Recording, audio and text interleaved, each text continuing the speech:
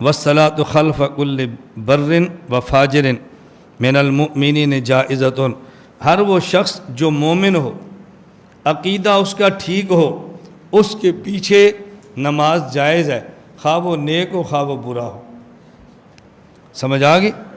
مومن کہتے ہیں جس کا عقیدہ ٹھیک ہو، برن کہتے ہیں نیک ہو، فاجر کہتے ہیں گناہ گار ہو۔ ایسا وہ شخص کہ جس کا عقیدہ ٹھیک ہو، اعمال میں کوتاہی ہو، اس کے پیچھے نماز پڑھنا جائز ہے۔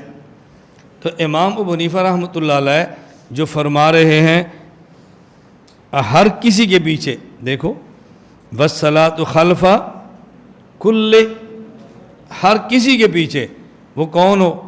من المومنین، من المومنین، ہر بندے کے پیچھے نماز جائز ہے، لیکن بندہ کون ہو؟ مومن، صحیح العقیدہ، برن و فاجر، خواہ نیک ہو خواہ برا، لیکن عقیدہ ٹھیک ہو مومن، عقیدہ ٹھیک ہو، نیک ہو یا برا، عقیدہ ٹھیک ہونا چاہیے، بس نماز جائز ہے، نماز ہو جائے گی، لیکن امام کا بولو عقیدہ۔ جی امام صاحب فرماتے ہیں ہر کسی کے پیچھے ہو جاتی ہے، تم ان کے حنفی ہو، تم ترجمان ہو، تم مقلد ہو، تم کیا تو نہیں ہوتی، تمہاری مانے یا امام کی؟ میں نے کہا مانے امام کی، لیکن امام نے کیا فرمایا وہ سمجھے ہم سے، ہمارے امام نے کیا فرمایا وہ سمجھے ہم سے۔ امام کے جملے آپ نہ سمجھائیں، ہم ترجمان ہیں تو ہم سے سمجھیں ہمارے امام نے کیا فرمایا۔ فرمایا والصلاۃ خلف کل، نماز ہو جاتی ہے ہر اس شخص کے پیچھے من المؤمنین جو صحیح العقیدہ ہو، فاجرن خواہ وہ نیک ہو، و فاسقن خواہ وہ برا ہو، لیکن عقیدہ ٹھیک ہونا چاہیے، عقیدہ ٹھیک ہونا چاہیے۔ فاسد العقیدہ ہے اس کے پیچھے نماز نہیں ہوگی۔ اور یہ بات سمجھنا، کبھی ایک بندہ کا عقیدہ ٹھیک ہوتا ہے، لیکن اس کا عقیدہ ٹھیک ہوتا ہے اس معنی میں کہ مومن ہے، اور فاسد ہوتا ہے اس معنی میں کہ مبتدع ہے۔ بعض عقائد وہ ہیں کہ جن کی بنیاد پر اسلام اور کفر کا فتویٰ ہوتا ہے، اور بعض عقائد وہ ہیں کہ جس کی بنیاد پہ سنت اور بدعت کی بات کی جاتی ہے۔ یہ بندہ عقیدہ ٹھیک نہیں، کافر ہے، اس کا عقیدہ ٹھیک ہے، مومن ہے، اس کا عقیدہ ٹھیک نہیں، مبتدع فی العقیدہ ہے، اس کا عقیدہ ٹھیک ہے، یہ متسنن فی العقیدہ ہے۔ تو بعض عقائد کی بنیاد پہ بندہ کافر فی العقیدہ ہوتا ہے، اور بعض عقائد کی بنیاد پہ بندہ مبتدع فی العقیدہ ہوتا ہے۔ مبتدع فی العقیدہ یہ مبتدع فی العمل سے زیادہ گندا ہے، اور اگر کوئی شخص مبتدع فی العمل ہو، اس کے بارے میں حدیث موجود ہے، اس کے بارے میں حدیث موجود ہے، من وقر صاحب بدعت فقط آن علی حدم الاسلام، جو بدعتی کی تعظیم کرے وہ دین مٹانے میں تعاون کرتا ہے، اور جو شخص بد عقیدہ کو مسلح کا امام بنا دے وہ دین مٹانے میں مدد کرتا ہے یا دین کی خدمت میں تعاون کر رہا ہے۔ اس لیے مبتدع فی العقیدہ سے اس کے پیچھے نماز پڑھنے سے بچنا چاہیے۔ یہ باتیں اچھی طرح سمجھنا۔ اور بعض لوگ ایسے ہیں کہ جن کے پیچھے نماز پڑھیں تو گنجائش ہوتی ہے، لیکن وہاں گنجائش ختم کر دی جاتی ہے، کیونکہ اس گنجائش دینے سے کچھ نقصانات ہوتے ہیں، ان نقصانات سے بچنے کے لیے یہ گنجائش بھی ختم کرنی پڑتی ہے، یہ گنجائش بھی ختم کرنی پڑتی ہے۔ بات اچھی طرح سمجھنا۔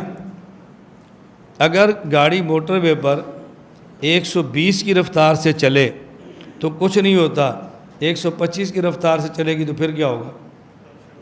لیکن نہیں جی، 120 پہ چلے تو ٹھیک ہے، 125 پہ چلے جرمانہ ہے۔ بھئی کیوں جرمانہ ہے؟ 5 کلومیٹر سے کیا ہوتا ہے؟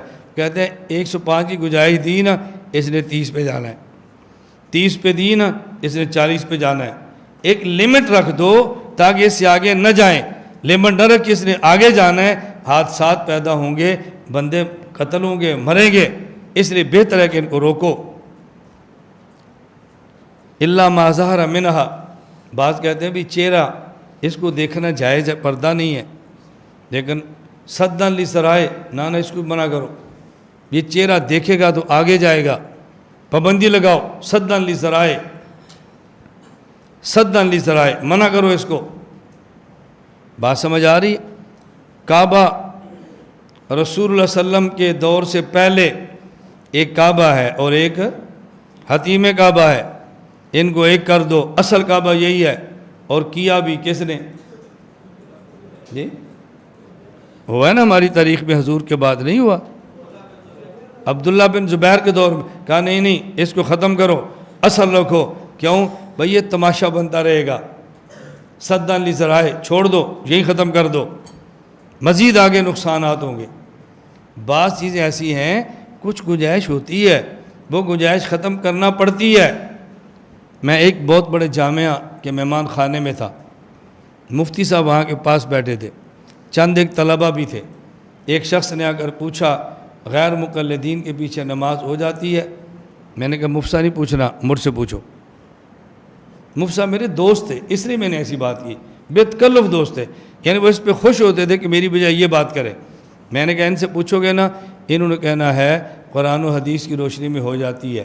مجھ سے پوچھو گے نا، میں نے کہنا حالات حاضرہ کی روشنی میں نہیں ہوتی۔ اب آپ کو بھی اصل تو قرآن حدیث ہے، حالات حاضرہ کیا ہوتے ہیں؟ انہوں نے کہنا حدیث میں آتا ہے صلو خلف کل امام برًا کان و فاجرا، یہ کافر تو نہیں ہے نا، فاجر ہی ہے، ہو جاتی ہے۔ میں نے کہا ہم نے کہنا نہیں ہوتی۔ کیوں؟ آپ نے کہنا نا ہو جاتی ہے، ہم تو گنجائش نکال لیتے ہیں، ان کے امام گنجائش نہیں نکالتے۔ جب یہ وہاں جائے گا اور رفع الیدین کے بغیر پڑھے گا، 2-4 دن امام برداشت کرتا ہے، اس سے زیادہ نہیں کر سکتا، ایک لمٹ ہوتی ہے نا، اس سے زیادہ ان سے برداشت نہیں ہوتا۔ اس نے کہنا ادھر آؤ، نماز میں رفع الیدین کیوں نہیں کرتے؟ جی میں نے بیشتی زیور پڑھا ہے، تعلیم الاسلام پڑھی ہے، چلہ لگایا ہے، بزرگوں سے سنا ہے، لاؤ بھی بخاری شریف، یہ دیکھو 5 حدیثیں حضور پاک رفع الیدین فرمایا، جاؤ کو پوچھو حدیث ان سے۔ اس نے میں نے اسی مفتی صاحب کے پاس آنا ہے، مفتی صاحب رفع الیدین کے بغیر نماز ہو جاتی ہے؟ رفع الیدین کرنا چاہیے کہ نہیں؟ نہیں کرنا چاہیے۔ بخاری میں تو 5 حدیثیں ہیں، تو لگتا ہے کسی مناظر کے ہتھے چڑھ گئے۔ بھائی مناظرے نہیں کرتے، بحثیں نہیں کرتے، کوئی ضرورت نہیں، ہو جائے گا۔ ہاں بھی حدیث ملی، میں نے پوچھا تھا مفتی صاحب یہ کہتے تھے، جھوٹ بولتے ہیں، ان کے پاس حدیث ہے ہی نہیں، جاؤ بخاری کھول کے دیکھو۔ وہ پھر آئے گا ہاں مفتی صاحب ہمارے کابر کو چھوٹے آدمی تھے، بہت علم تھا ان کے پاس، وہ ایسے مسئلہ تھوڑا بتاتے تھے، بچوں والی باتیں امام کرتا ہے۔ پھر جائے گا ہاں ملی حدیث، نہیں جی بھائی میں تمہیں کہہ رہا ہوں نہیں ہے ان کے پاس، نہیں ہے بخاری میں روایت، غلط بات کہتے ہیں۔ اب جب 3-4 چکر لگائے گا، آپ نے نماز پڑھنے کے لیے بھیجا تھا، آپ اس کو سنبھالو بھی نا، اب سنبھالو اس کو، وہ رفع الیدین شروع کر دے گا، کیونکہ آپ نے نماز کے لیے تو بھیج دیا نا، پھر اس کو سنبھالا نہیں۔ کچھ دنوں بعد ایک اور مسئلہ ہوگا آمین کا، آپ نے جواب نہیں دینا، ادھر سے ذہن سازی ہو رہی ہے، اتنی بات ہوگی۔ کچھ دنوں بعد فضائل اعمال کو لاؤ، فضائل صدقات کو لاؤ، اس میں عبارتیں کفریہ ہیں، اب 2 جواب، آپ نے جواب دینا نہیں، وہ کفریہ عبارتیں کہیں گے، جی کفریہ عبارتیں ہیں اس میں۔ جس کو آپ نے نماز کے لیے بھیجا تھا نا، وہ آپ کے پاس کافر والی مشین بن کر آئی ہے۔ حضرت تھانوی بھی مسلمان نہیں، حضرت مدنی بھی نہیں، حضرت شیخ زکریا بھی نہیں، کیونکہ فلاں فلاں عبارت ہے، نہ نماز پڑھنے کی گنجائش دیتے، نہ وہ کفر کی مشین بنتی۔ اب ہم جو کہتے ہیں فلاں کے پیچھے نماز نہ پڑھے، ہم کیا چاہتے ہیں کہ تکفیر کے دروازے کھلیں یا لوگ کفر کے فتوے نہ لگائیں؟ تو ہم تو روک رہے تھے کہ کفر کے فتوے نہ لگائیں، آپ نے گنجائش دی کہ کفر کے فتوے کی مشین بنا دی ہے۔ اگر ہماری بات مان لیتے کہ وہاں نہ جایا کرو، یہ نہ وہاں جاتا نہ یہ مسائل پیدا ہوتے، تو گنجائش ہو تو تب بھی روک لیتے ہیں۔ نماز کے مسئلے پر میں ایک بات تفصیل سے کر چکا ہوں۔ تبلیغ والے ہمارے ساتھی پوچھتے ہیں کہ جی ہم تبلیغ میں جاتے ہیں تو فلاں بندہ اس عقیدے کا ہے کہ اس کے پیچھے نماز پڑھ لیں۔ جو تبلیغ کا حامی عالم ہوتا ہے، حامی نہیں بلکہ تبلیغی ہوتا ہے، وہ کہتا ہے بھی پڑھ لیں ہماری ہو جاتی ہے، وہ چاہتا ہے کہ تبلیغ بچ جائے، اگر نہیں پڑھیں گے تو انتشار ہوگا۔ پھر یہ ایسے عالم سے پوچھتا ہے کہ جو تبلیغ کا حامی تو ہوتا ہے لیکن تبلیغ کے بارے میں کبھی وہ نرم گوشہ نہیں رکھتا، میں جی نماز پڑھ لوں، بالکل نہ پڑھنا، نماز نہیں ہوتی۔ نماز نہیں پڑھیں گے تبلیغ کا کام کیسے ہوگا؟ ہم حدود شریعت میں رہ کر شریعت کے کام کرنے کے پابند ہیں، حدود توڑ کر پابند نہیں، مت نماز پڑھو، اپنی نمازیں خراب مت کرو۔ اب ایک نے کہا پڑھ لو ہو جاتی ہے، اس نے تبلیغ بچائی، نماز خراب کر دی۔ دوسرا کہتا ہے نہ پڑھنا نہیں ہوتی، اسے نماز بچائی تبلیغ خراب کر دی، اور جب ہم سے پوچھیں ہم کہتے ہیں پڑھ لو، ہوتی نہیں ہے دوبارہ لٹا لینا۔ وہاں نماز نہ پڑھنے سے تبلیغ کا ماحول خراب ہوتا ہے، لیکن نماز پڑھ کے لٹا لینے سے تبلیغ کا ماحول خراب نہیں ہوتا۔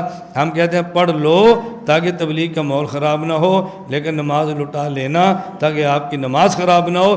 ایک نے تبلیغ بچائی نماز خراب کی، ایک نے نماز بچائی تبلیغ خراب کی۔ ہم آپ کی تبلیغ بھی بچاتے ہیں اور آپ کی نماز بھی بچاتے ہیں۔